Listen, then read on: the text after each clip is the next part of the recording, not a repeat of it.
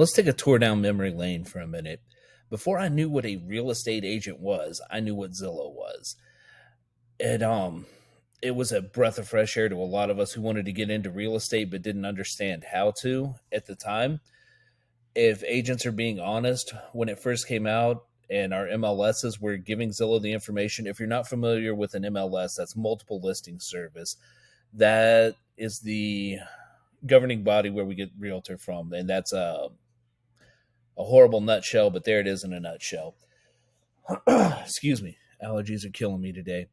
But MLSs were feeding all the information into Zillow. Agents were jumping up and down, so happy. I've got this new free site to advertise on. I don't have to pay for anything. And you notice a decline in agent ability to do their job.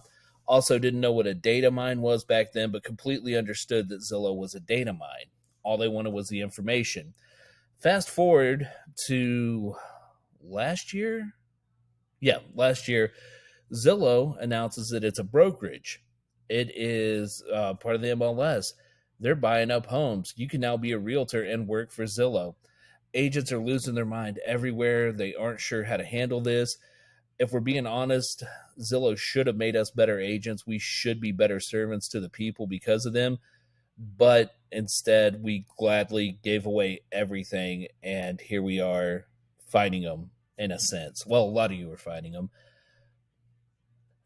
Guess what I've got up my sleeve? Anyway, Zillow isn't big enough to manipulate the national housing market yet. An agent here in Vegas, if I'm not mistaken, got on his TikTok and put out this pretty damn smart conspiracy video about how Zillow's buying up houses just so that they can manipulate the price to keep them, so that they can, when they resell them, they make more money.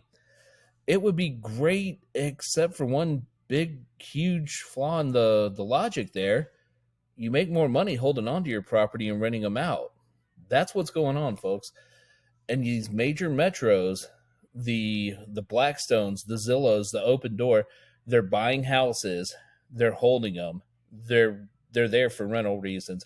Yes, Open Door and Zillow are reselling. They're putting lipstick on a pig and they're sending it back into the market. So heads up on that. If you see an Open Door house or a Zillow house, that's what's going on.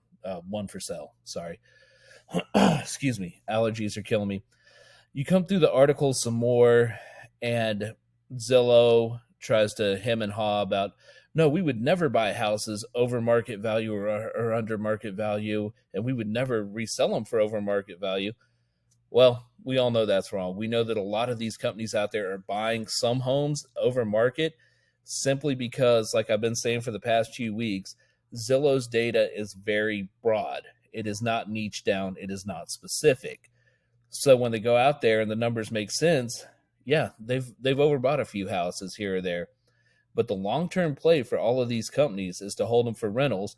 When the rentals wear out their livelihood, they'll go back onto the market. How do we know that? You'll find out soon enough. But it's a wash, rinse, repeat cycle here. You break it down a little bit further, and Redfin comes in here hemming and hawing about how none of this is true. I've got an inside at Redfin. One of these days, I'm going to get him on here and have him tell you about his experience buying a home through Redfin and how it's one of the worst moves he ever made. I'm not laughing at you, bud. I'm not laughing at you. I'm just laughing at all the funny stories you told me about it. So if I can find the TikTok video, I will put it in the comments because it is a pretty damn good conspiracy theory. But yes, Zillow is out there buying up homes. I don't think that they're necessarily trying to create a false market to manipulate.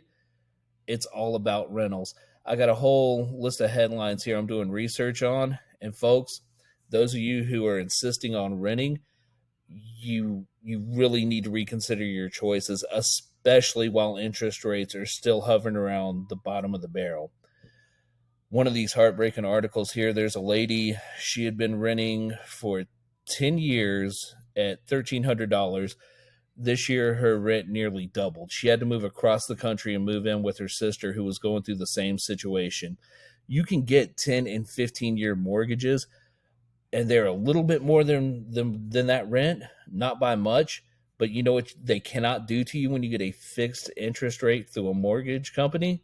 they can't raise your rent every year. They can't raise that payment.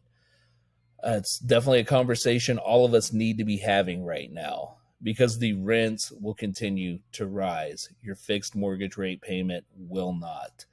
803-270-4331. Look forward to chopping it up. Take care.